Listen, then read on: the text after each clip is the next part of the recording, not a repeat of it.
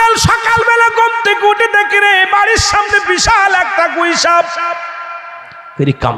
এত বড় সাপ, নিশ্চিত মুহাম্মদ সাপটা চালান দিছে, মুহাম্মাদের সঙ্গে আমার শত্রুতাই চলতেছে, এখন এই সাপ দিয়ে আমারে খাওয়ানো চিন্তা করেছে, নিশ্চিত এই সাপটা দিয়ে আমারে শেষ করে দিবে।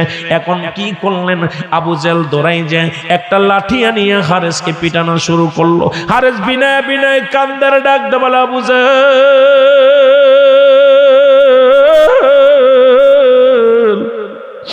আমারে মারিস না, আমি মরে গেলে ক্ষমা পাওয়ার সুযোগ পাবো না। এরে আমি কই সাপ না রে, আমি তাওরাত কিতাবের পণ্ডিত, আমি হারেস। ওই মুহাম্মাদের সঙ্গে নূরের নবী রাহমাতুল লিল আলামিনের সঙ্গে বেয়াদবি করার কারণে তার নামটা আমি তাওরাত কিতাব থেকে কাটার কারণে আজকে আমি গুইশান বয়ে গেছি। আমি তোর কাছে ক্ষমা চাই, আমাকে তুই মারিস না, আমি তোর কাছে ক্ষমা চাই রে আবু জেহেল, আমার গায়ার বাড়ি মারিস না, আমি সহ্য করতে পারি না, মারবি। আমার নবীর কাছে ক্ষমা চাওয়ার পরে আমার নবী যদি ক্ষমা করে দেয় এরপরে আমাকে দুনিয়া থেকে বিদায় কর, একটা সুযোগ দে, রাসূলের রওজা রাসূলের কাছে যাওয়ার একটা সুযোগ করে দে। আবু জেহেল ডাক দে লোকজনের বলে, তোমরা কে কোথায় আছো, লাঠি নিয়ে আসো।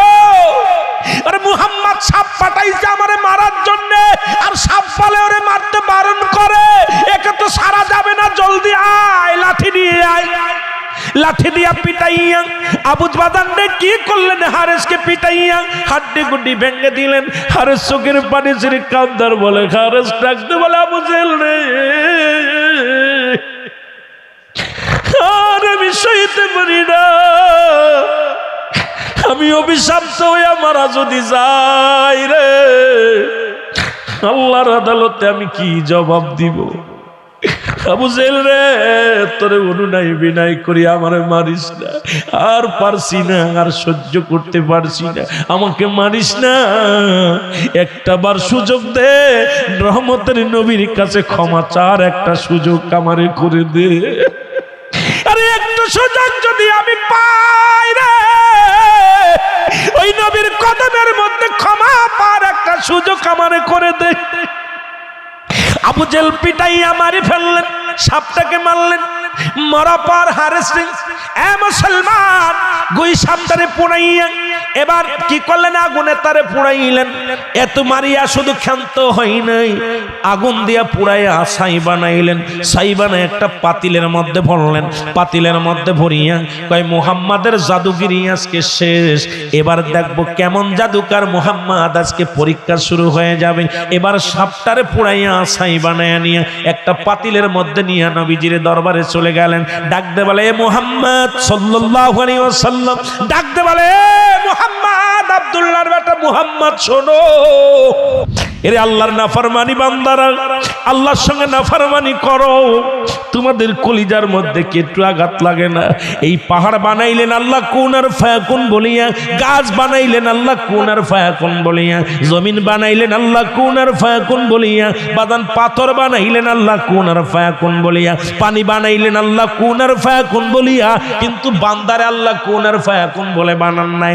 এ দুনিয়ার মুসলমান, আল্লাহ বান্দারে বানাইছে তার কুদরতি হাত দিয়া রে।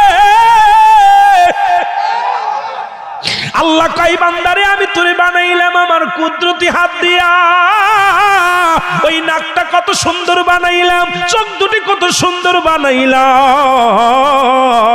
মুখটা কত সুন্দর বানাইলাম, তোর কপালটা 2 ইঞ্চি কপালটা কত সুন্দর বানাইলাম, কারণ আমি আল্লাহরে সিজদা করবি। এ বান্দা, সমস্ত অঙ্গ প্রত্যঙ্গের মধ্যে জোড়ার জোড়া লাগায়া দিলাম, এত জোড়া থাকা পরও ডান দিকে সিজদা করতে পারবি না, এত জোড়া থাকা পরও তুই বাম দিকে সিজদা করতে পারবি না, এত জোড়া থাকতে তুই পিছনে সিজদা করতে পারবি না, এত জোড়া থাকতে তুই রে বান্দা চেষ্টা করে এদিক ওদিক পারবে না। বান্দারে আমার দিকে রুজু হবি। যেদিন আমি তোদেরকে বানাইয়া রুহের জগৎ বানাই আমি বলেছিলাম, আলাস্তু বিরাব্বিকুম, আমি কি তোমাদের রব নয়? সেদিন বান্দা মাথা নত করিয়া আমি আল্লাহকে স্বীকার করেছিল, কালু বালা স্বীকার করেছিল, সেদিন তুমি আমার রব, তুমি আমার আল্লাহ। ওদিন থেকে বান্দারে আমি তোদের অতি আপনজন প্রিয় হয়ে গেছি রে বান্দা। যখন তুই আল্লাহ বলে ডাক দিস, সঙ্গে সঙ্গে আমি আল্লাহ তোর হয়ে যায়। জোরে জোরে চিল্লা বলা যাবে না মারহাবা। আমার আল্লাহ বলেন, বান্দারে শুনে নাও, পৃথিবীর মধ্যে এমন কিতাব, যে কিতাব আমি নাজিল করলাম, আমার কিতাবের নাম হলো কোরআন। জোরে বলেন ঠিক কিনা? যে কোরআনটা আমি নাজিল করলাম বান্দা বান্দির জন্য, যার মধ্যে কোনো সন্দেহ নাই, যার মধ্যে জবরের ভুল নাই, যার মধ্যে কোনো জেরের ভুল নাই, যার মধ্যে কোনো আয়াতের ভুল নাই। আজকে যারা কোরআনকে অবমাননা করলো, যারা কোরআনকে বলে ভুল আছে, আসলে তারা কি ইমানদার না কি বেঈমান? ওরা কি বেঈমান না ইমানদার না বেঈমান? আল্লাহ বলেন কি, এই কোরআনকে মানবে কারা? হুদাল্লিল মুত্তাকিন। আল্লাহ বলে যারা হেদায়েত প্রাপ্ত হবে, যারা বান্দা।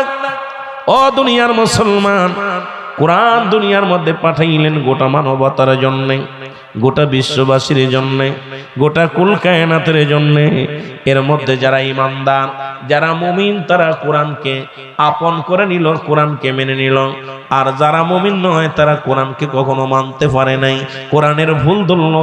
আমার তৎকালীন জামানায় আমার নবীজির কি যখন ওহী নাজিল হতো, নবী যখন কোরআনের বাণীগুলো মুসলমান ও দুনিয়ার মুসলমান সাহাবীদেরকে বলতেন, তখন ওই জামানার হুতবা সাইবা আবু জাহেল আবু সুফিয়ানের মতো বেঈমান কাজ্জাবের দলেরা তারা বলতো কি মুহাম্মাদের বানোয়াট কোরআন, এটা মুখস্থ কোনো বিদ্যা, কোনো কবিতা।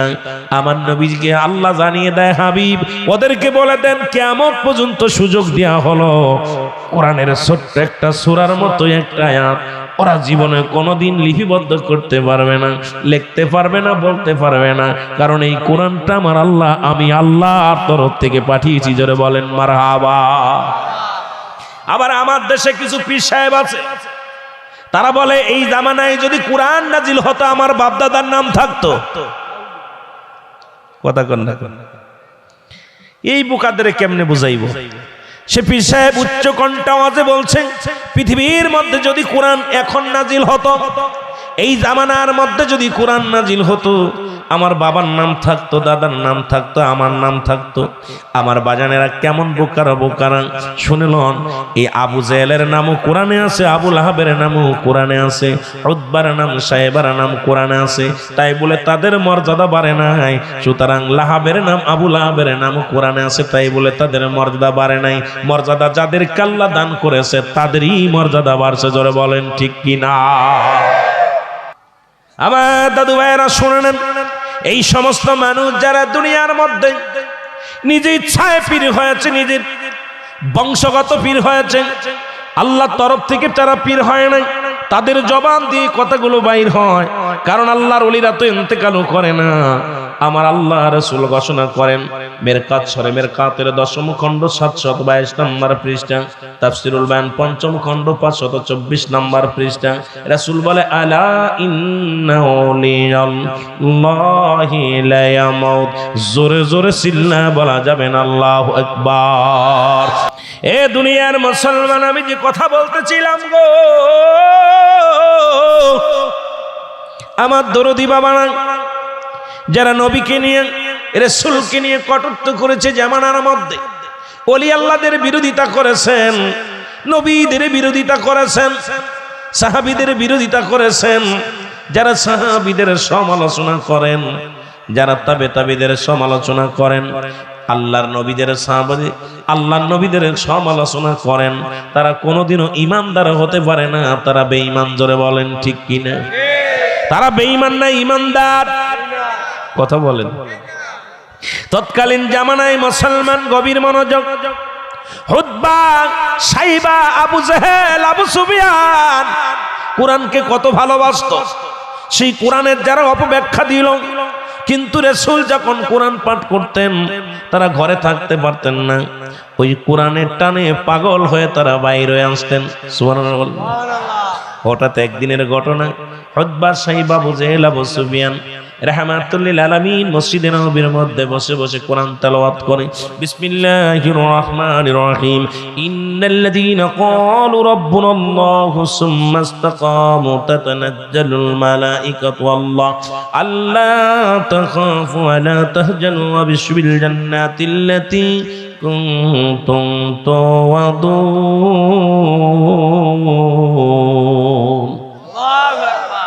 আমার ভাইয়েরা, আমার বন্ধুরা, আমার আল্লাহর নবী, মায়ের নবী গো,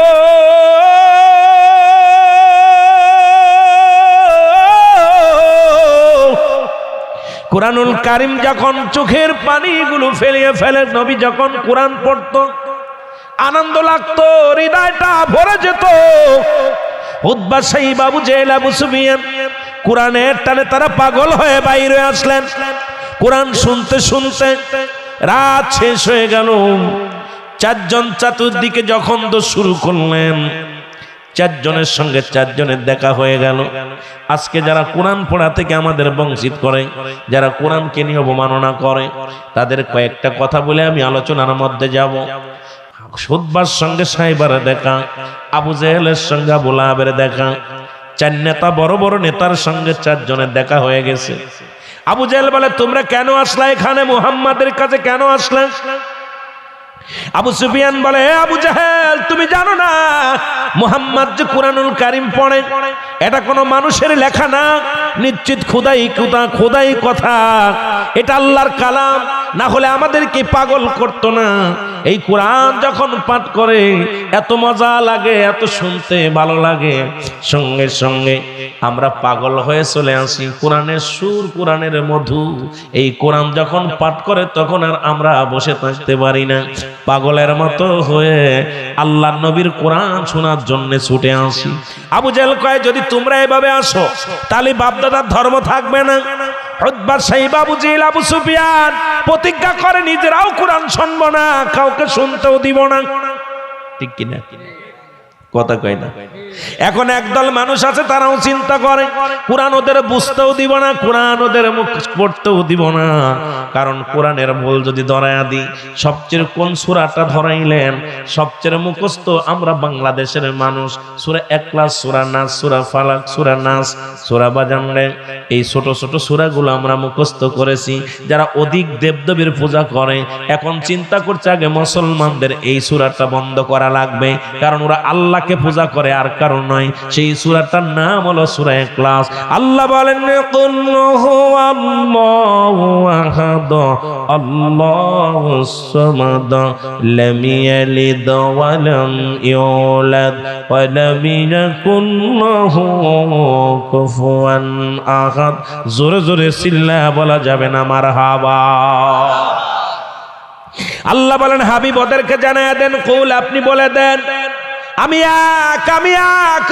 দুনিয়ার মানুষ যারা চন্দ্রের কাছে সাহায্য চায়, তারকার কাছে সাহায্য চায়, যারা দেবতার কাছে ভগবান বানাইলো, যারা দুনিয়ার মধ্যে আমি আল্লাহকে বাদ দিয়ে অন্য আল্লাহর সাহায্য চায়, যারা সহযোগিতা চায়, তাদেরকে আপনি বলে দেন, কি বলে দেন বন্ধু? আপনি বলে দেন, আমি এক, আমি এক আল্লাহ।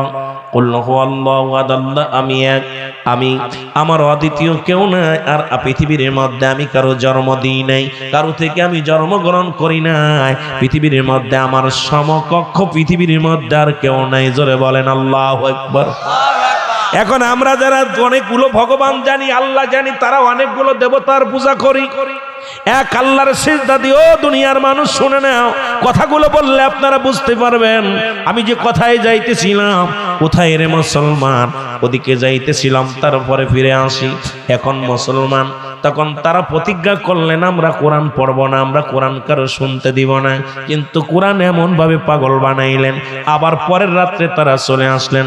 আসার পর আবু জেহেলের সঙ্গে দেখা হয়ে গেল। সবাই বলে, তোমরা কেন আসছো? আবু জেহেল বলে, তোমরা কেন আসছো?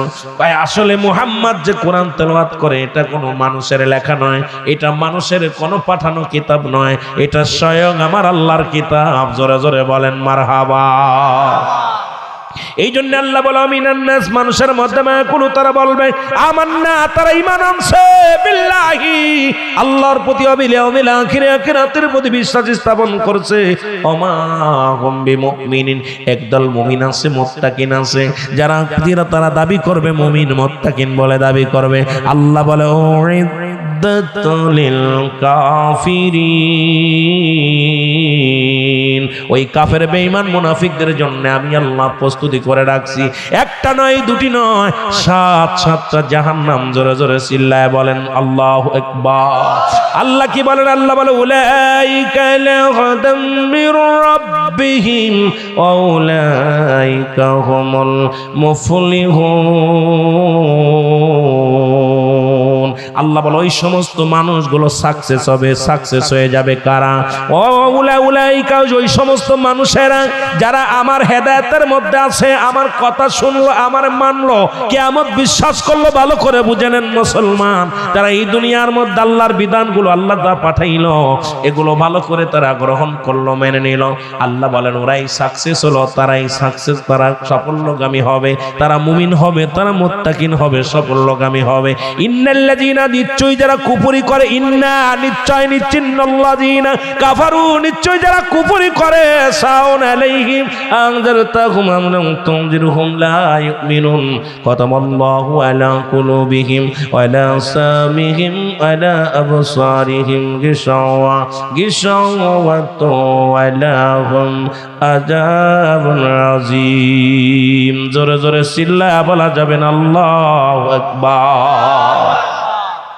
আল্লাহ ডাকতে বলেন হাবিব, যারা ওই সমস্ত মানুষ যারা ফিরে গেল, যারা কোরআন থেকে ফিরে গেল, হাদিস থেকে ফিরে গেল, আল্লাহর বিধান থেকে ফিরে গেল, রাসূলের বিধান থেকে ফিরে গেল, যারা ইসলাম থেকে ফিরে গেল, এক নম্বরে তাদের চোখের উপরে আমি আবরণ করে দিলাম, চোখের উপরে পর্দা লাগায় দিলাম, ভালো জিনিস দেখবে না।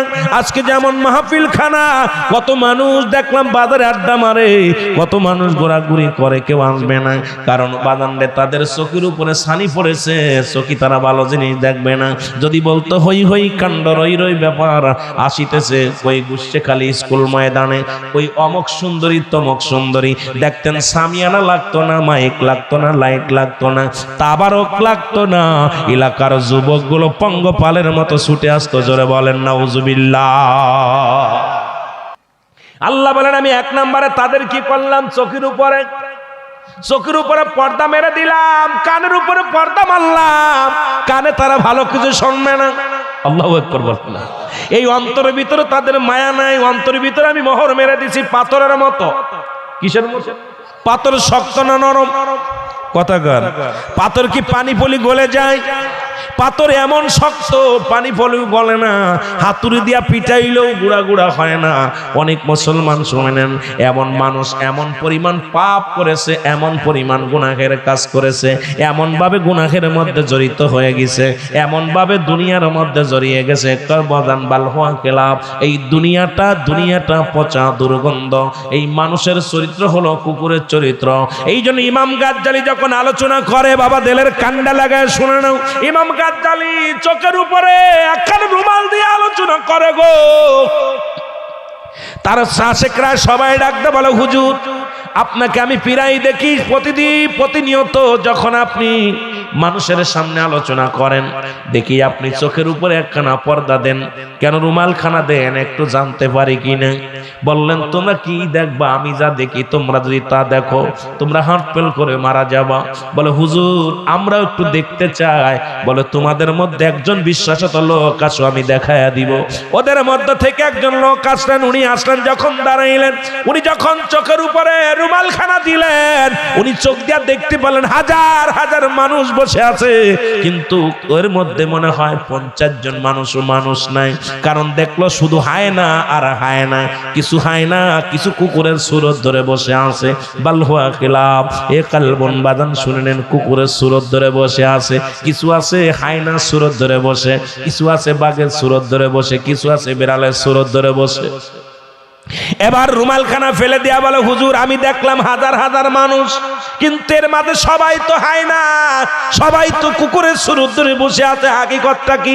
ইমাম গাজ্জালি বলে, বাবা শোনো, এত মানুষ তুমি খালি চোখে দেখতে পাও, আমার আল্লাহ এদের দেখাই নাই, ওরা মানুষ হতে পারে নাই যতক্ষণ পর্যন্ত আত্মশুদ্ধি না করতে পারছে, যতক্ষণ পর্যন্ত নিজেকে বিলিয়ে দিতে না পারছে, ওই ব্যক্তির মানুষ আত্মা হয় নাই। ওই ব্যক্তির মধ্যে হয় রয়েছে হায় না সুরত, না হয় রয়েছে বাদান কুকুরের সুরত। কুকুর যদিও কুকুর যদিও হিংস্র প্রাণী, এটা প্রভু ভক্ত। আল্লাহু আকবার বলেন, আর একটু জোরে বলেন আল্লাহু আকবার। তাহলে এই যে আজকে আপনারা যারা বসে আছেন, এর মধ্যে কে কি সুরত আছেন আল্লাহই জানে। যাদের মনে হিংসা বেশি, কিয়ামতের ময়দানে এই সমস্ত মানুষগুলো হায় না সুরত ধরে উঠবে। যাদের মনে বাদান হিংসা রেওয়া বেশি, কেউ কুকুরের সুরত ধরে উঠবে, কেউ জানোয়ারের সুরত ধরে উঠবে। এই মানুষের সুরত ধরে যদি উঠতে হয়, এক নম্বরে আত্মশুদ্ধি, নিজেকে বিলিয়ে দিতে হবে, নিজেকে বাদান অপরাধী, নিজেকে গুনাহগার, নিজের সবচেয়ে ক্ষুদ্র মনে করতে হবে। আজকে আমার দেশের কেউ তো এটা মনে করে না, জোরে কোন ঠিক কিনা? এই আত্মগৌরব যদি দেখতে হয়, যদি শিখতে হয়, তাহলে দরবার শরীফে যাবেন। আত্মশুদ্ধি কারে বলে? আত্মশুদ্ধি কারে বলে? বিশ্ব জাকের মঞ্জিলে যাবেন। আমার মতো কত বড় বড় আলেম বাবা, বড় বড় ডিগ্রি নিয়ে বিশ্ব জাকের মঞ্জিলে গরুর গোবর ফেলে। বাজানলে আত্মশুদ্ধি কারে বলে? বিশ্ব জাকের মঞ্জিলে দেখবেন যে এস এ শাহ আলম সাহেব, যিনি বাংলাদেশের বড় কোটিপতি, ইনি আসিয়া দরবার শরীফে খালি পায়ে বেড়ায়। আত্মশুদ্ধি কারে বলে? দেখবেন রিকশন চৌধুরী গামছা গাড়ি দিয়া খালি পায়ে বেড়ায় দরবার শরীফে যাইয়া। দেখবেন আত্মশুদ্ধি কারে বলে? বাদান আমাদের দেশের প্রধানমন্ত্রী, উনি আসলেন দরবার শরীফে, আসিয়া খালি পায়ে গোড়া দরবার শরীফটা ঘুরিয়া ঘুরিয়া দেখলেন। আত্মশুদ্ধি কারে বলে? বাবারে শুনেন, বাংলাদেশের বড় মন্ত্রী মিনিস্টার যাইয়া বিশ্ব জাকের মঞ্জিলে যাইয়া খালি পায়ে ঘোরাঘুরি করে, আর চোখের পানি ছেড়ে কান্দে। বাদান আরে বলে আত্মশুদ্ধি কারে বলে? নিজের দন দৌলত ছেড়ে দিয়া আত্মশুদ্ধি তার দুনিয়ার মধ্যে এই সম্পদের বাহাদুরি করে নাই, এই দুনিয়ার ক্ষমতার বাহাদুরি করে নাই, তারা বিলিয়ে দিছে আপন পীরের দায়রায় জীবনটাকে। জোরে জোরে বলেন ঠিক কিনা? এ দুনিয়ার মুসলমান শুনে নাও, যারা আজকে কোরআনের ভুল ধরতে চায়, শুনে নাও, তাদেরকে জানিয়ে দিই, এই কোরআনটা যখন নাম শুনবেন হয়ে গেছে পুরাণ। এই কোরআনের মধ্যে রাহমাতুল লিল আলামিন কোরআনটা নাজিল যখন হয়, কোরআনটা যখন পাঠায়, পাহাড়ের উপর পাঠাইলেন। পাহাড় বলে, আল্লাহ আমি তোমার কাছে ক্ষমা চাই, আমি এর ওজন সহ্য করতে পারবো না। জমিনের মধ্যে পাঠাইলেন, জমিন কাল্লা আমি সহ্য করতে পারবো না, এত বড় ভার আমি সহ্য করতে পারবো না। গাছের উপরে পাঠাইলেন, গাছ পুড়ে শেষ, কাল্লা এত বড় ওজন, এত বড় ওয়েট আমি সহ্য করতে পারবো না। এই মানব জাতির মধ্যে পাঠাইলেন, এর হাকিকত আছে শুনে নেন। আল্লাহ পাহাড় বানাইলেন কুন আর ফায়াকুন বলিয়া, জমিন বানাইলেন কুন আর ফায়াকুন বলিয়া। আল্লাহ পাক জমিনের মধ্যে যা কিছু বানাইলো গো,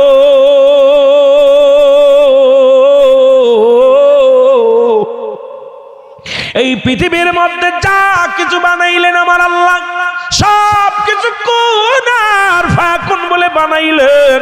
কিন্তু মানুষের তোরে আমার আল্লাহ এভাবে বানান নাই, আমারে আপনারে আমার আল্লাহ এইরকম হুকুম দিয়ে বানান নাই। একটু দিলের কান্ডা লাগিয়া শুনবা, এরে আল্লাহর নাফরমানি বান্দারা, আল্লাহর সঙ্গে নাফরমানি করো, তোমাদের কলিজার মধ্যে কি একটু আঘাত লাগে না? এই পাহাড় বানাইলেন আল্লাহ কুন আর ফায়াকুন বলিয়া, গাছ বানাইলেন আল্লাহ কুন আর ফায়াকুন বলিয়া, জমিন বানাইলেন আল্লাহ কুন আর ফায়াকুন বলিয়া, বাদান পাথর বানাইলেন আল্লাহ কুন আর ফায়াকুন বলিয়া, পানি বানাইলেন আল্লাহ কুন আর ফায়াকুন বলিয়া। কিন্তু বান্দারে আল্লাহ কুন আর ফায়াকুন বলে বানান নাই। এ দুনিয়ার মুসলমান, আল্লাহ বান্দারে বানাইছে তার কুদরতি হাত দিয়া। আল্লাহ কই বান্দারে আমি তোরে বানাইলাম আমার কুদরতি হাত দিয়া। ওই নাকটা কত সুন্দর বানাইলাম, চোখ দুটি কত সুন্দর বানাইলাম, মুখটা কত সুন্দর বানাইলাম, তোর কপালটা 2 ইঞ্চি কপালটা কত সুন্দর বানাইলাম। কারণ আমি আল্লাহরে সিজদা করবি। এ বান্দা, সমস্ত অঙ্গ প্রত্যঙ্গের মধ্যে জোড়ার জোড়া লাগায়া দিলাম। এত জোড়া থাকা পরও ডান দিকে সিজদা করতে পারবি না, এত জোড়া থাকা পরও তুই বাম দিকে সিজদা করতে পারবি না, এত জোড়া থাকতে তুই তুই পিছনে সেজদা করতে পারবি না, এত জোড়া থাকতে তুই রে বান্দা চেষ্টা করে এদিক ওদিক পারবে না। বান্দারে আমার দিকে রুজু হবি। যেদিন আমি তোদেরকে বানাইয়া রুহের জগৎ বানাই আমি বলেছিলাম আলাস্তু বিরাব্বিকুম, আমি কি তোমাদের রব নয়? সেদিন বান্দা মাথা নত করিয়া আমি আল্লাহকে স্বীকার করেছিলি, কালু বালা স্বীকার করেছিলি, সেদিন তুমি আমার রব, তুমি আমার আল্লাহ। ওদিন থেকে বান্দারে আমি তোদের অতি আপনজন প্রিয় হয়ে গেছি রে বান্দা। যখন তুই আল্লাহ বলে ডাক দিস সঙ্গে সঙ্গে আমি আল্লাহ তোর হয়ে যায়। জোরে জোরে চিল্লা বলা যাবে না মারহাবা। সেই নাফরমান বান্দারা শোনা নাও, আজকে সেই মাবুদের সঙ্গে সেই কোরআনের অপব্যাখ্যা করো, সেই কোরআনকে তোমরা অবমাননা করো, সেই কোরআনকে আজকে তোমরা এ মুসলমান কোরআনের অপব্যাখ্যা করে সমাজ নষ্ট করতে চাও, জাতি নষ্ট করতে চাও। এ মুসলমান শুনে নাও, আমি আপনাদেরকে বলে যাই, আল্লাহ এত আদর করে বানাইলো, সেই আদরের বান্দাগুলো বেঈমানি করো না। জোরে জোরে বলেন ঠিক কিনা? আবার সবকিছু আমার আল্লাহর জন্য বিচ্ছিন্ন করে দিবে। আল্লাহ বলেন কুল্লু মান আলাইহা ফান। আল্লাহ কয় বান্দারে শুনে নাও, দিলের কান্ডা লাগায় শুনে নাও, এই জমিনের মধ্যে যা কিছু আছে আমি আল্লাহর জন্য বিচ্ছিন্ন করে দিব। এই জমিনের মধ্যে যা কিছু আছে আমি আল্লাহর জন্য বিচ্ছিন্ন করে দিব। এই জমিনটা আমি আল্লাহ পুড়ায়া তামা বানায়া দিব। এই জমিনের মধ্যে যত মাটি আছে আমি আল্লাহ পুড়ায়া ছাই বানায়া দিব। এই জমিনের যত পানি আছে আমি আল্লাহ পুড়ায়া ছাই বানায়া দিব। জমিনে যত মাটি আছে আমি আল্লাহ পুড়ায়া তামা বানায়া দিব। যেদিন কিচ্ছু বলতে কিচ্ছু থাকবে না, সেদিন থাকবো শুধু আমি আল্লাহ। জোরে জোরে চিল্লায় বলো মারহাবা। আর আমি থাকবো আমার নবীর ভালোবাসা নিয়ে। মারহাবা বলেন। আর আমি থাকবো আমার নবীর ভালোবাসা নিয়ে। এই জন্য নবীকে পাঠাইলেন দুনিয়ায় আপনাকে আমাকে আল্লাহ চিনার জন্য। আল বেদান নেহার 4th খণ্ড, এ মুসলমান 557 পৃষ্ঠা, জামিউস সগীর 1ম খণ্ড 182 নম্বর পৃষ্ঠা। আল্লাহু আকবার। কিতাবের নাম আল বেদান নেহার 4th খণ্ড 557 পৃষ্ঠা, 557 557 পৃষ্ঠা, জামিউস সগীর 1ম খণ্ড 182 নম্বর পৃষ্ঠা, 182 182 নম্বর পৃষ্ঠা। রাবি হলো আব্দুল্লাহ ইবনে মাসউদ রাদিয়াল্লাহু তাআলা হতে বর্ণিত। নবী বলেন, হাদিসের বিশেষ অংশ, নবী বলেন হায়াতি খায়রুল লাকুম ওয়া মামায়াতি খায়রুল লাকুম। আমার আল্লাহ ডাক দে, আমার নবী ডাক বলে উম্মতিরা রে,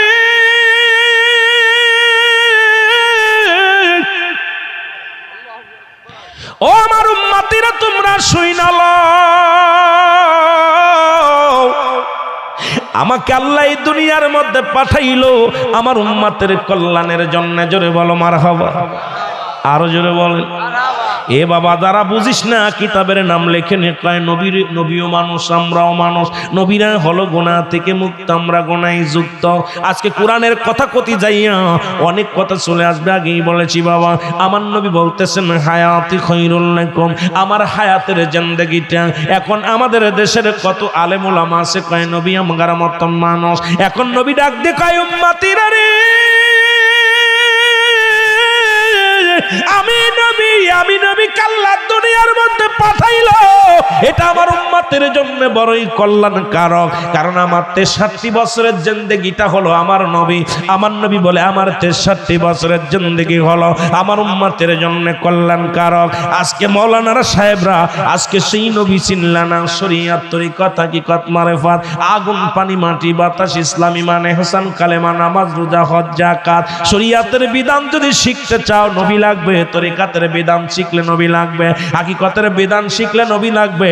নবীর কোন জায়গা বাদ দিবারে মুসলমান? আজকে বিয়া করলা, সংসার করলা, জীবন যাপন করলা, সবই আমার নবীর কারণে। সব শিক্ষা দিল আমার নবীজি। নবীজির 63 বছরের জিন্দেগি শরীয়তে উম্মতের জন্য একটা পথ প্রদর্শক। জোরে জোরে চিল্লা বলা যাবে না মারহাবা।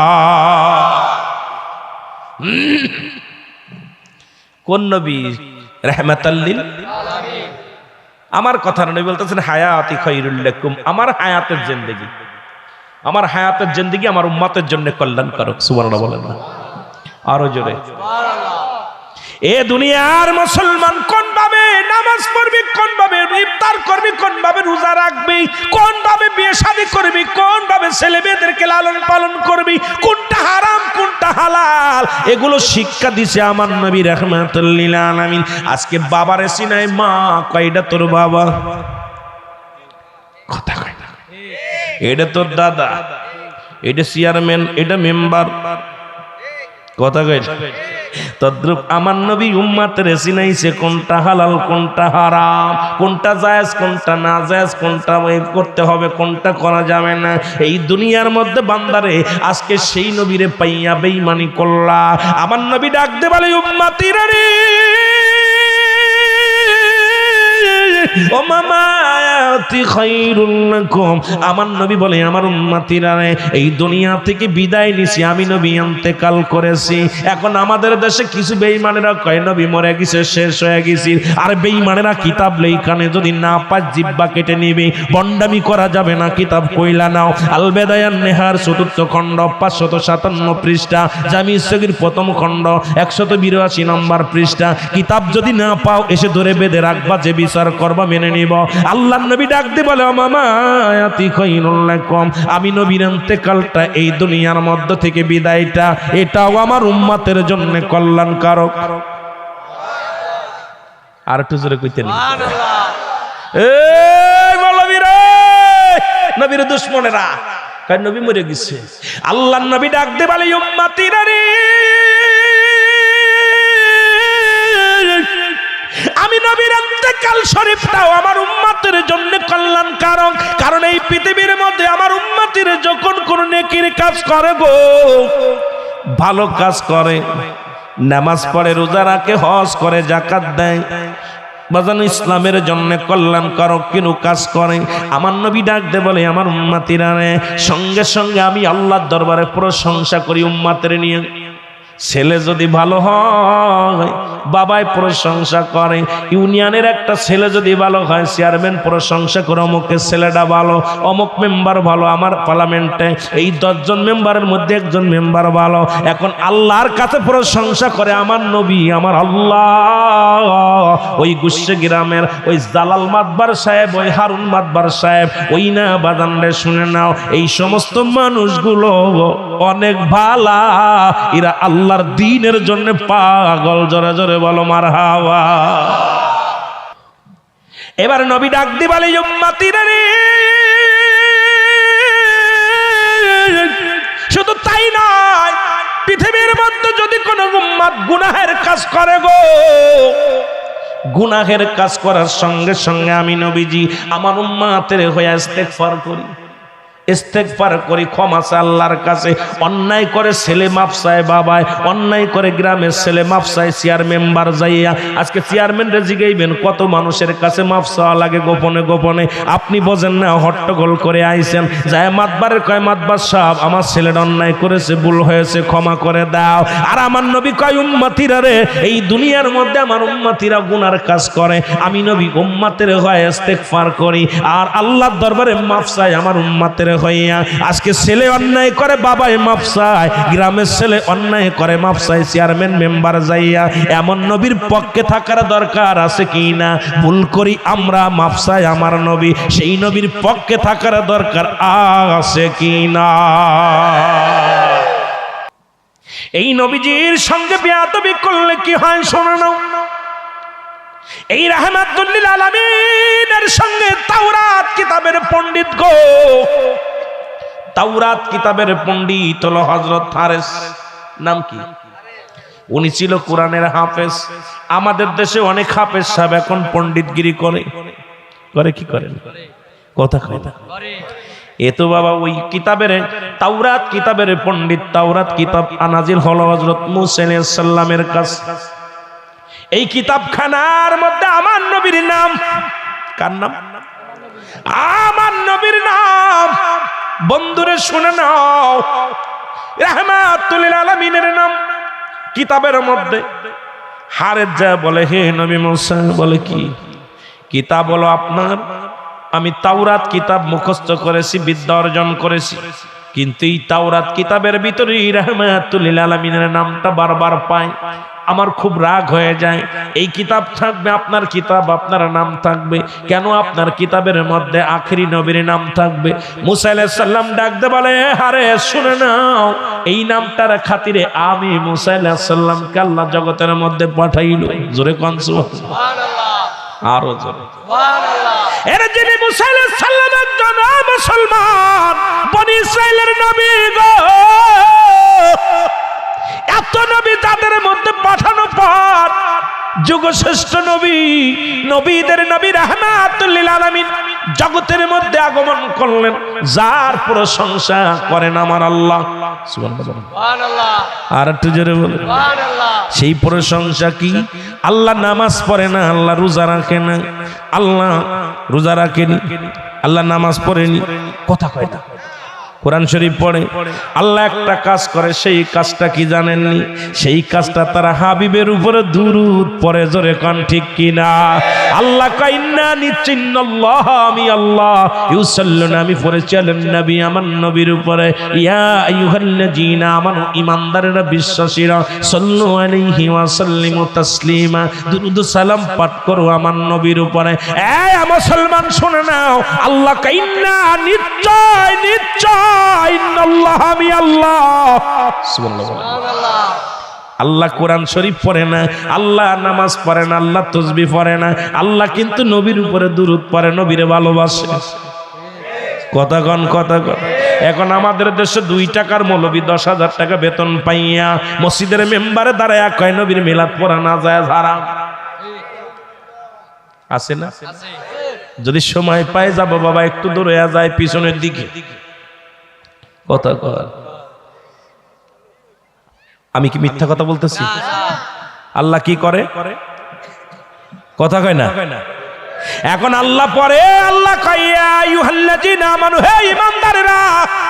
আল্লাহ ইয়া আইয়ুহান নাস বলে নাই, নাস শব্দের অর্থ মানুষ। আল্লাহ মানুষের মধ্যে এক দল আছে বেঈমানের দলের, আর এক দল আছে ঈমানদার। আল্লাহকে ঈমানদারেরা, বিশ্বাসীরা, তোমরাও দুরূদ সালাম পাঠ করো আমার নবীর উপরে। বাবা যেটা পড়ছে কি করেছেন? বাবারে মরহুম বাজানরে ইসাক সাহেব, যিনি চরমনা পীর সাহেবের, যিনি মরহুম ইসাক সাহেব ফজলুল করিমের বাবা, যিনি মিলাদ কিয়াম পড়ে গেছেন, যার কিতাব আমার কাছে আছে বাবা, আমি প্রমাণ করে দিয়ে যাব, যদি হিকমত থাকে আমার সাথে বসো। মরহুম ইসাক সাহেব দাঁড়ায়া কিয়াম পড়েছে, মরহুম ইসাক সাহেব নবীর দুরূদ পড়েছে। শুধু তাই নরে বাবা, কিন্তু তার আওলাদ যারা আছে নবীর মিলাদ পড়তে অস্বীকৃতি জানাই। জোরে জোরে বলেন ঠিক কিনা? এই মুসলমান শুনে নাও, কয় আব্বাই ভুল করছে, আমরা ভুল করতে রাজি নয়। শুধু তাই নরে মুসলমান, শামসুল হক ফরিদপুরি গো, যিনি মিলাদ কিয়ামের বই পর্যন্ত লিখে গেল, তার আওলাদ, তার ছেলেরা, তার নাতিরা বলে নাজায়েজ। কথা কয় না, নাউজুবিল্লাহ। শামসুল হক ফরিদপুরি নিজেই মিলাদ কিয়াম করে গেছে, তার বাবা, তার ছেলেরা কয় না জায়েজ হবে না। এর বাবারে যারা অস্বীকার করে রাখি, কি সন্তান কবু না। আরে অকৃতজ্ঞতা বাবার অস্বীকার করে। তুই চেয়ারম্যান, এমপি, মন্ত্রী হতে পারিস, যিনি তোর জন্মদাতা পিতা, তাকে তুই অবমাননা করার অধিকার তোর নাই। যারা বলেন ঠিক কিনা? বড় বুজুর্গ হইছস, তুই যত বড় বুজুর্গ হইস না, পিতা মাতা যতক্ষণ তো রাজি থাকবে না, তোর মতো মৌলবী জান্নাতে যাবে না, আমার মতো মৌলবী জান্নাতে লাইয়াদখুলুল জান্নাত, জান্নাতের সীমানায় যাওয়া সম্ভব না যতক্ষণ পর্যন্ত পিতা মাতা রাজি না থাকবে। জোরে বলেন ঠিক কিনা? তাই বাপ মা ভুল করছে, আব্বা ভুল করছে, আমরা ভুল করতে রাজি না। কি বুঝাইবো ওদেরকে? আস্তে আস্তে যাই। ওদের কিতাব আর একটা কিতাব, সেই কিতাবের নাম ফতোয়ায়ে দাওবান। যদি দাওবান মাদ্রাসার কোনো আলেম থাকেন গো, ফতোয়ায়ে দাওবানের মধ্যে মুফতি শফিক আহমেদের লেখা, যেটা কওমি মাদ্রাসায় পড়ানো হয়। আপনাদের এই মঠবাড়িয়ার জমিনেও আছে যারা কওমি মাদ্রাসার ছাত্র ভাইয়েরা, ভালো করে লেখে নেন। ফতোয়ায়ে দাওবানদের মধ্যে প্রথম খণ্ড 24 নম্বর পৃষ্ঠা। এই ফতোয়ার মধ্যে লিখলেন, নবীর উপরে দুরূদ ও সালাম পাঠ করা, বাজার নবীর উপরে দুরূদ ও সালাম পাঠ করা মুস্তাহাব আমল, এবং জীবনে একবার পড়া ফরজ, একাধিকবার কয়েকবার করা সুন্নাত, এবং একাধিকবার জীবন ভরে পড়া মুস্তাফ আমল লাগায় দিছে। ওনাদের যার কিতাব না পড়লে মুফতি হতে পারো নাই। আজকে যারা কওমি মাদ্রাসার মুতামিম বলতেছি শুনে নাও বাবা, বড় ডিগ্রিধারীরা শুনে নাও, তোমাদের গুরু লিখে গেল জায়েজ, তোমাদের গুরু তো হারাম লেখে নাই, না জায়েজ লেখে নাই, লেখছে মুস্তাফ আমল। তবে করলে কি দোষ আমি জানতে চাই, জোরে জোরে বলো ঠিক কিনা। আমার ভাইরা, আমার বন্ধুরা, আমার সৈনালা দিলের কান্ডা লাগা শুনে নাও। এবার হারেসকে করলেন রাগান্বিত হইয়া, মনে আসেনি, রাগান্বিত হইয়া তাওরাত কিতাব থেকে সঙ্গে সঙ্গে রাসূলুল্লাহর নামগুলো কেটে দিলেন। নাউজুবিল্লাহ বলেন, আরো জোরে, নামগুলো কেটে দিলেন। কেটে দেওয়ার সঙ্গে সঙ্গে গুইসাপ হয়ে গেছে। কি হয়ে গেছে? জোরে বলেন, কি সাপ? গুইসাপ হয়ে গেছে। এখন গুইসাপ ঘরের মধ্যে গোংড়ায় গোংড়ায়, জোরে জোরে গোংড়ায় গুইসাপ। এরা ফুসফুস করে না, ঘরের মধ্যে গোংড়ানো আওয়াজ হয়। বিবি দরজার পাশে আয়া দেখে ডাকতে বলে, বিবি রে দরজাটা খোল, বড় বিপদের মধ্যে আছি। বিবি যখন দরজা খুলছে, খুইলা দেখে ঘরের ভিতরে সাপ। করে বাপ রে বাপ, সর্বনাশ। হারেস কয়, বিবি রে আমি সাপ না, আমি হারেস। আল্লাহু আকবার। আরে আমি তোর স্বামী, তাওরাত কিতাবের পণ্ডিত, ওই তাওরাত কিতাবের হাফেজ। কয় কি বলো? কয় হ্যাঁ আমি তোর স্বামী, আমার দিকে পালাস না, আমি সাপ না। কয় কি হয়েছে? কয় রাসূলুল্লাহর পরে মুহাম্মাদের নামটা তাওরাত কিতাব থেকে কেটে দেওয়ার সঙ্গে সঙ্গে আমি অর্ধেক গুইসাপ অর্ধেক মানুষ হয়ে গেছি। এখন জলদি করে যা, নবী মুসা আলাইহিস সালামের কদমের মধ্যে চলে গেলেন হারেসের বিবি আপনজনদের নিয়ে মুসা আলাইহিস সালামের কাছে। মুসা আলাইহিস সালাম ডাকতে বলে, আমার আল্লাহ তুমি আমার হারেসকে দাও ক্ষমা করিয়া, আমার হারেস তাওরাত কিতাবের পণ্ডিত, তুমি তারে মাফ করে দাও। আল্লাহ কয়, জিবরিল আমিন দৌড়ে আসা, একটা মিনিট দেরি করিস না, কারণ আমি আমার সঙ্গে যদি বেয়াদবি করতে আমার কাছে ক্ষমা চাইলে মাফ করে দিতাম। এমন যার সঙ্গে বেয়াদবি করেছে, ও বন্ধু শুই না নাও, যার জন্য এই আসমান জমিন, যার জন্য কুল কায়নাত আমি বানাইলাম, যে বন্ধুর প্রেমে পড়িয়া সেই বন্ধুর লগে বেয়াদবি করেছে, আমি আল্লাহ ক্ষমা করতে পারি না। আর বলে, আল্লাহর নবী মুসা রে, আমি আর মানুষ হতে চাই না, তবে একটা দাবি করব, যতদিন পর্যন্ত ওই নবীর সঙ্গে আমার সাক্ষাৎ না হয়, রাহমাতুল আলামিনের সঙ্গে যতদিন পর্যন্ত সাক্ষাৎ না হয়, ততদিন পর্যন্ত যেন আমার আল্লাহ মৃত্যু দেয় না, ততদিন পর্যন্ত আমার বাঁচার একটা সুযোগ দোয়া চান। এইবার মুসা আলাইহিস সালাম হাত উঠাইয়া দিলেন, আল্লাহর দরবারে দুটি হাত উঠাইয়া দোয়া কর, আল্লাহ তুমি হারেসকে ভালো করে দাও, আল্লাহ তুমি হারেসকে ওই পর্যন্ত বাঁচায় রাখো, আমার তাওরাত কিতাবের পণ্ডিত হারেসকে তুমি আল্লাহ হায়াতের মধ্যে বরকত দান করো। দোয়াটা আল্লাহ কবুল করলেন। এক যুগ, দুই যুগ, তিন যুগ চলে গেল। এইদিকে আবার আমার নবীজি দুনিয়ার মধ্যে আগমন করলেন। এই খবর অত্র এলাকার মধ্যে ছড়িয়ে পড়লেন। নবীজি যখন মুসলমান দুনিয়ার মধ্যে আগমন করিয়া নবীজি যখন 18 বছর বা 20 বছর যৌবন হয়ে গেল, এ মুসলমান শুনে নাও, এবার নবীর কাছে খবর আসলো, নবী গো ওই মক্কা থেকে মদিনায়, ও দুনিয়ার মানুষ শুনে নাও, মদিনার বুকে হারেস কান্দে, আর মক্কায় নবীজি দুনিয়ার মধ্যে আগমন করেছে। মদিনা থেকে পায়ে হেঁটে আসতে লাগলো 6 মাস। কয় মাস? 6 মাসের রাস্তা বুকে হেঁটে হেঁটে আসলো। আসিয়া আবু জেহেলের বাড়ির সামনে আসিয়া প্রাপটা বড় ক্লান্ত হয়ে গেছে। আবু জেহেলের বাড়ির সামনে একদম টানটানি হয়ে ঘুমায় আছে। আবু জেহেল সকালবেলা ঘুম থেকে উঠে দেখে রে বাড়ির সামনে বিশাল একটা গুইসাপ। এত বড় সাপ, নিশ্চিত মুহাম্মদ সাপটা সালাম দিছে, মুহাম্মাদের সঙ্গে আমার শত্রুতাই চলতেছে, এখন এই সাপ দিয়ে আমারে খাওয়ানোর চিন্তা করেছে, নিশ্চিত এই সাপটা দিয়ে আমারে শেষ করে দিবে। এখন কি করলেন? আবু জেহেল দৌড়াই যায়, একটা লাঠি আনিয়ে হারেসকে পিটানো শুরু করলো। হারেস বিনয় বিনয় কান্দার ডাক দে বলে, আবু জেহেল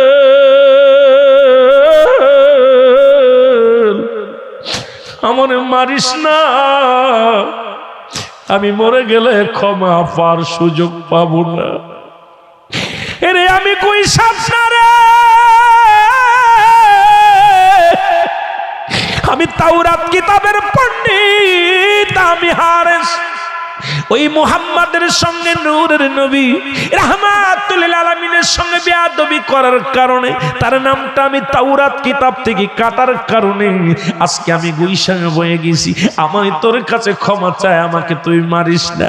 আমি তোর কাছে ক্ষমা চাই রে আবু জেহেল, আমার গায়ার বাড়ি মারিস না, আমি সহ্য করতে পারি না। মারবি, আমার নবীর কাছে ক্ষমা চাওয়ার পরে আমার নবী যদি ক্ষমা করে দেয় এরপরে আমাকে দুনিয়া থেকে বিদায় কর। একটা সুযোগ দে, রাসূলের রওজা, রাসূলের কাছে যাওয়ার একটা সুযোগ করে দে। আবু জেহেল ডাক দে লোকজনের বলে, তোমরা কে কোথায় আছো, লাঠি নিয়ে আসো। আরে মুহাম্মদ সাপ পাঠাইছে আমারে মারার জন্য, আর সাপ বলে ওরে মারতে বারণ করে, একে তো সারা যাবে না, জলদি আয়, লাঠি নিয়ে আয়। লাঠি দিয়া পিটাইয়া আবু বাদান কি করলেন, হারেসকে পিটাইয়া হাড্ডি গুড্ডি ভেঙে দিলেন। হারেস চোখের পানি ছেড়ে কান্দার বলে, হারেস ডাকতে বলে, আবু জেহেল রে, আর আমি সইতে পারি না, আমি অভিশপ্ত হইয়া মারা যদি যাই রে, আল্লাহর আদালতে আমি কি জবাব দিব।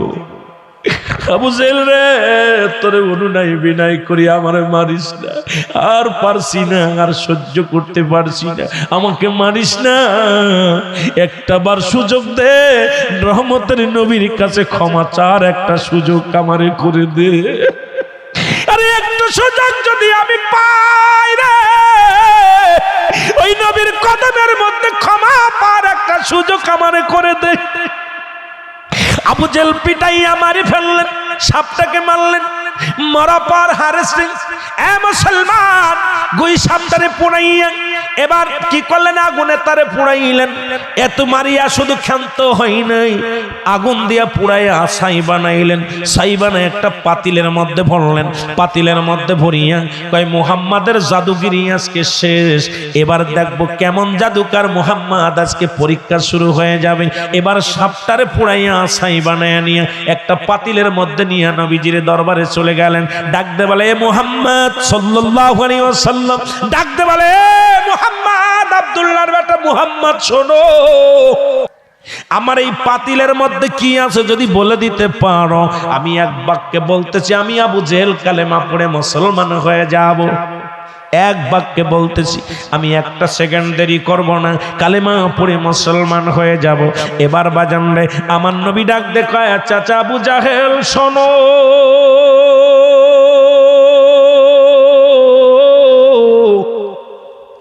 ওই পাতিলের মধ্যে কি আছে যদি পাতিল থেকে আওয়াজ বাইর হয়, তুমি কি কালেমা পড়বা? কয়, বাবা তুই কি বলিস, তাহলে তার কোনো কথাই নাই। এবার যখন আমার নবীজি আঙ্গুল মুবারক, শাহাদত আঙ্গুল মুবারক পাতিলের দিকে ধরে বলে, পাতিলের মধ্যে কি আছে? আল্লাহ তার জবান খোলায়া দাও। সঙ্গে সঙ্গে জবান খুলে গেছে, বলে লা ইলাহা ইল্লাল্লাহু মুসা কালিমুল্লাহ। কারণ আমি হলাম মুসা নবীর উম্মত, আমি হারেস মুসা নবীর উম্মত।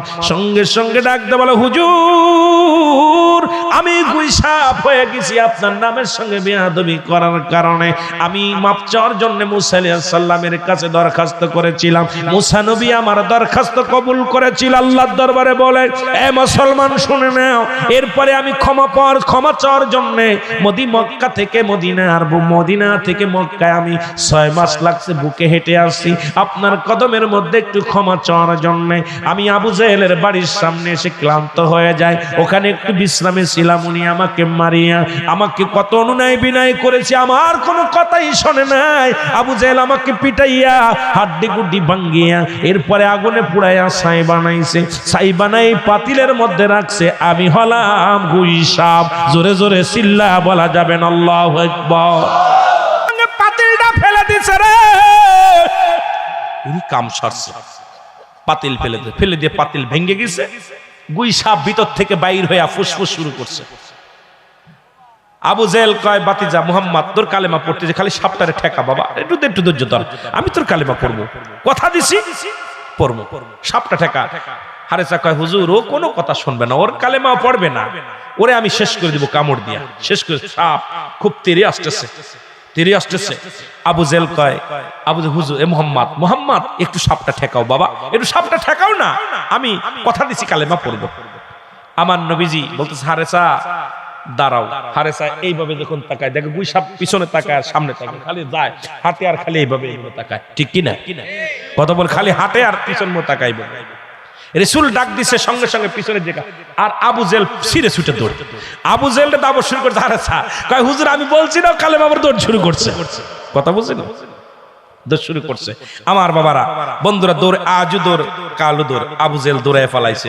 এবার আমার নবী ডাক দিয়ে বলে, হারেসা রে আমি তোকে কি করব, দোয়া করি আল্লাহর কাছে তোকে আল্লাহ ক্ষমা করে দিক। তখন ক্ষমা চায় হারেসা চলে যাচ্ছে।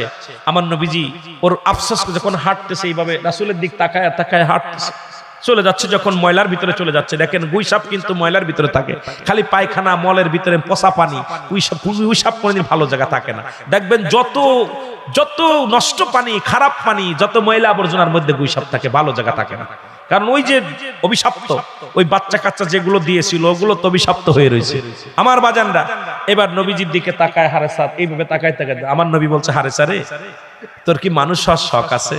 হারেসা বলে, ইয়া রাসূলুল্লাহ, ইয়া হাবিবাল্লাহ, আমার জীবন ধন্য যে আপনি আমাকে ক্ষমা করে দিয়েছেন। আমি আপনার কাছ থেকে ক্ষমা পেয়ে, আপনি রাহমাতাল লিল আলামিন, আপনার তুলনা হয় না নবী গো, যে আমি এত বড় অপরাধ করার পরও আপনার কদমের মধ্যে ক্ষমা চাওয়ার সঙ্গে সঙ্গে আমাকে ক্ষমা করে দিয়েছেন। আমি কোন মুখটা নিয়ে কিভাবে আপনার কাছে ক্ষমা, আমি মানুষ হতে চাই। আমার নবী বলেন, আয় তোরে আমি মানুষ বানাবো। আমার নবী আবার দোয়া করলেন আল্লাহর দরবারে, সঙ্গে সঙ্গে গুই সাপ থেকে মানুষ হয়ে গেছে। জোরে বলেন সুবহান। যতদিন পর্যন্ত দুনিয়ার মধ্যে জিন্দা ছিল রাসূলের গোলামি করে আমার রাসূলের দরবারে থেকে জীবন যাপন করছে। জোরে বলেন মারহাবা। আরো জোরে বলেন, আরো জোরে বলেন। কথা বুঝে?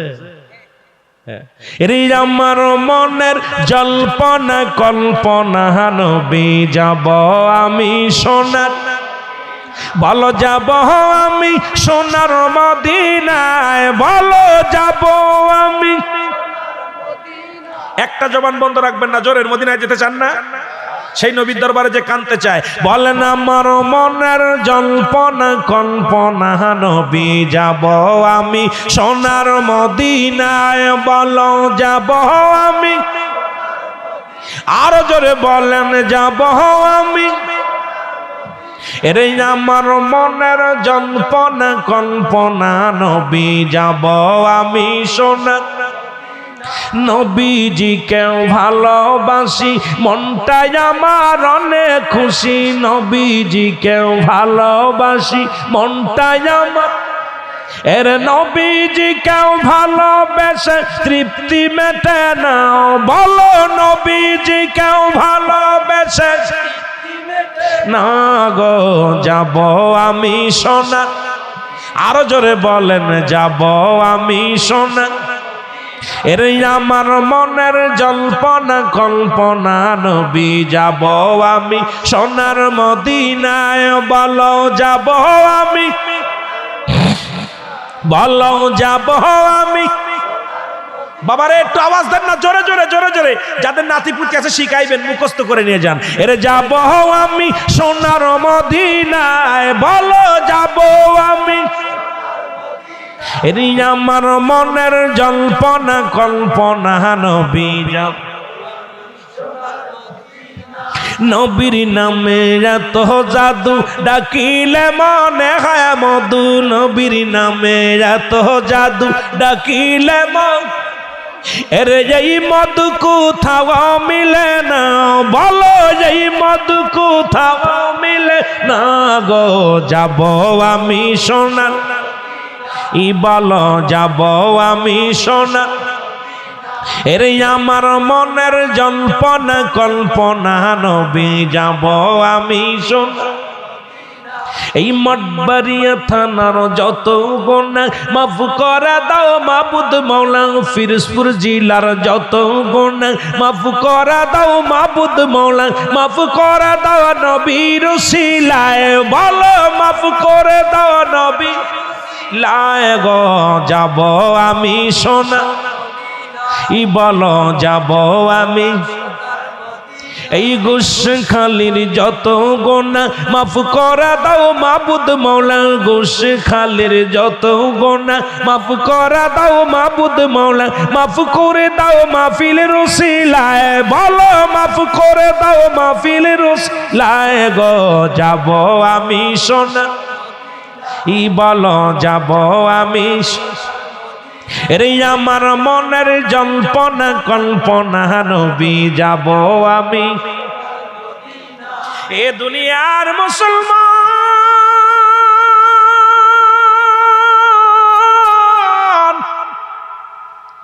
নবী লাগবে কবরে, নবী লাগবে মিজানে, নবী লাগবে ফুলসিরাতে, নবী লাগবে ইয়াউমুল কিয়ামতের ময়দানে। জোরে বলেন ঠিক কিনা? শুধু এটা না রে মুসলমান, হেদায়েতের মালিক আমার আল্লাহ শুইনালাম রে মুসলমান। এরে আবু জেহেল আসলে নবীর কাছে একটা পাথর হাতের মধ্যে নিয়ে আসিয়া বলেন, এ মুহাম্মদ সাল্লাল্লাহু আলাইহি ওয়াসাল্লাম, বলেন আল্লাহু আকবার, আমার এই হাতের মধ্যে কি আছে যদি বলে দিতে পারো তাহলে কালেমা পড়ে মুসলমান হব। সুবহানাল্লাহ বলেন, সুবহানাল্লাহ আরো জোরে সুবহানাল্লাহ। নবীজি বললেন, চাচা আবু জেহেল, আপনার হাতের ভিতর কি আছে এটা যদি জবান খুলে বলে দিতে পারে তাহলে কি কালেমা পড়বেন? কে বাবা, কারে ব্যাপার না। নবীজি হাতের দিকে ইশারা করছে, হাতের ভিতর থেকে পাথরে জবান খুলে গেছে, বল লা ইলাহা ইল্লাল্লাহু মুহাম্মাদুর রাসূলুল্লাহ। জোরে বলেন সাল্লাল্লাহু, আর একটু জোরে বলেন না সুবহানাল্লাহ।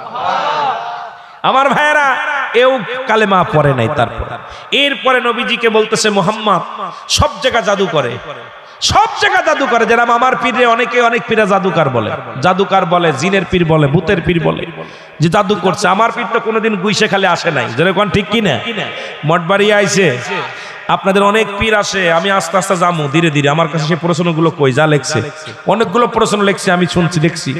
আমার কাছে প্রশ্ন অনেকগুলো করছে, এগুলো উত্তর দিতে হবে। অনেক প্রশ্ন রয়েছে, বিশেষ করে আমার পীর কেবলা জানের কাছে। আমার পীর কেবলা জানের কত জাদুকার বলেছেন, কত বলছে আসমতুল্লাহ ফরিদপুরি জীবনে এমন জাদুকার ঘর থেকে বাইর হতে পারবে না। যেরকম ঠিক কিনা? আমার বাবারা গভীর মনোযোগ, আমার বা দাদু ভাইরা, যেটা বলতেছিলাম সেটা হলো, যেটা বলতেছিলাম, নবীজির কাছে আবু জেহেল এসে, বাতিজা যদি বা তুমি জমিনের মধ্যে জাদু করতে পারো, সাপের জাদু করছো, পাথরে জাদু করছো, আসমানে জাদু করতে পারবা না।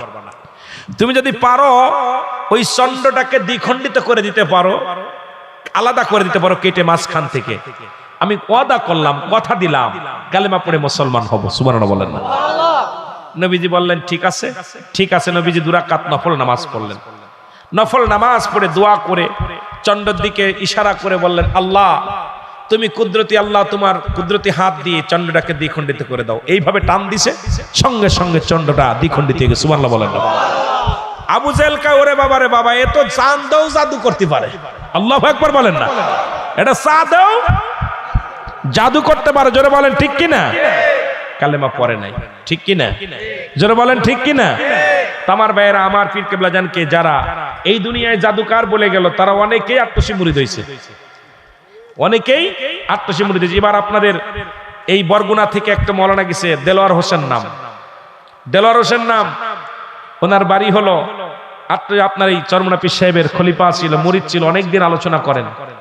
আপনাদের মঠ বাড়ি ঘুরাগিসি গো, এই বাড়ি হলো বরগুনা জেলায় বাড়ি, বরগুনা জেলায় বাড়ি।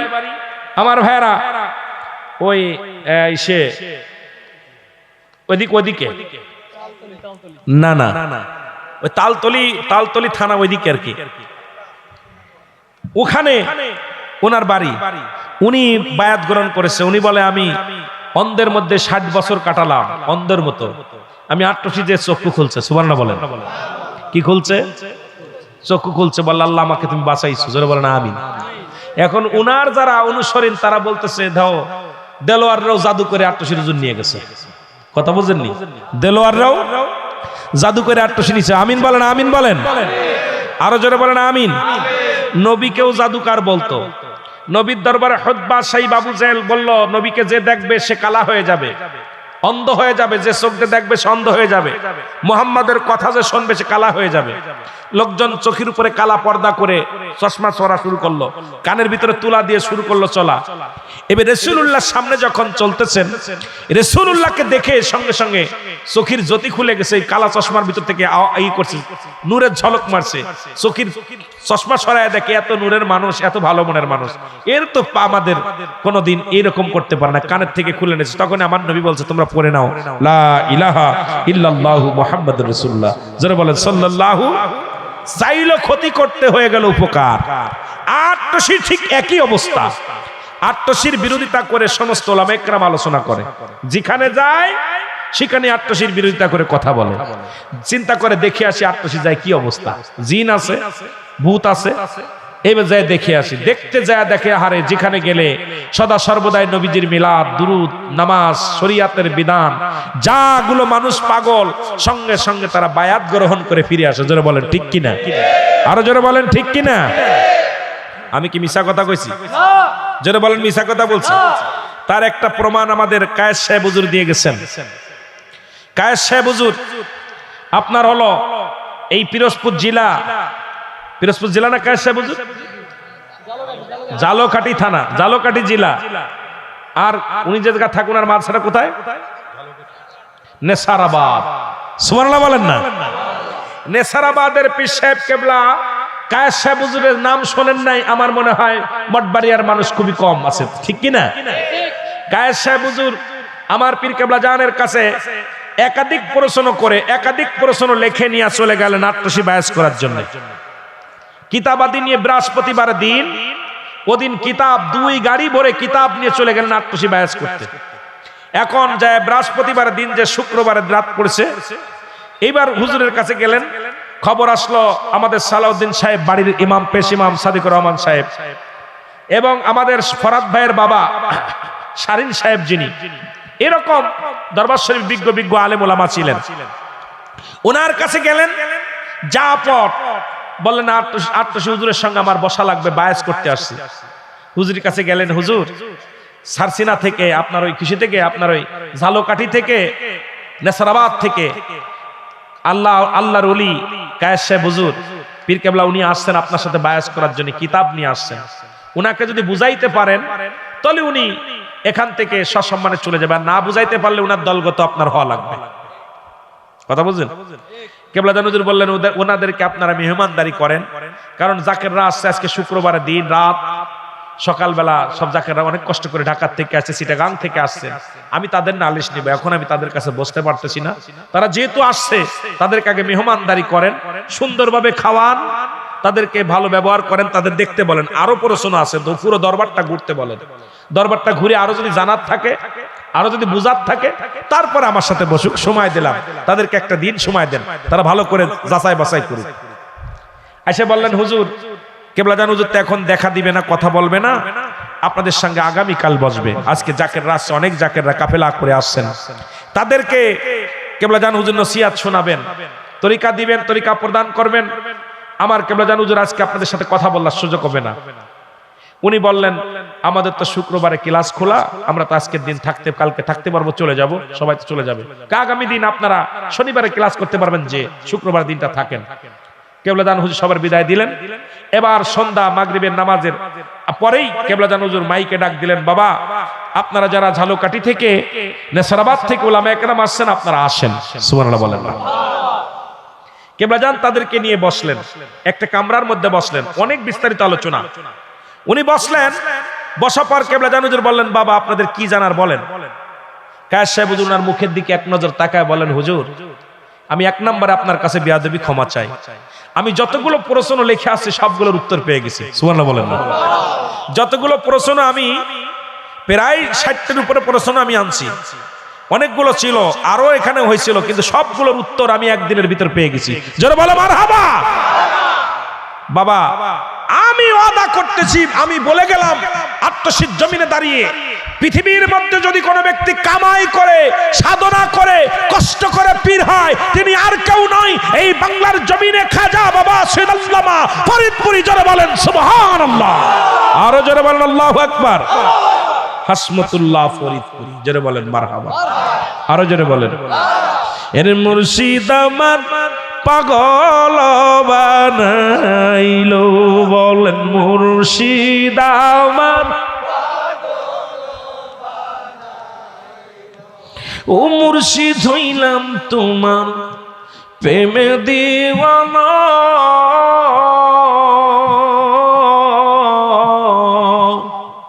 বুঝি না রে মুর্শিদ তোমার প্রেমের ইশারা। ওরে আমার পাগল বানায়া, আমার পাগল বানায়া আসো মুর্শিদ লুকায়া, মুর্শিদ আমার পাগল বানাইলো, বলেন মুর্শিদ আমার। আমি দিবানিশি ধ্যানেতে বসি, মুর্শিদ চান্দ্রে দয়াল নবীর পাগল আমি, মুর্শিদ চান্দ্রে দয়াল নবীর পাগল। ওরে দিবানিশি কাঁদি বসি, আমি দিবানিশি কাঁদি বসি, একবার দানা আনিয়া মুর্শিদ আমার পাগল বানাইলো, বল মুর্শিদ।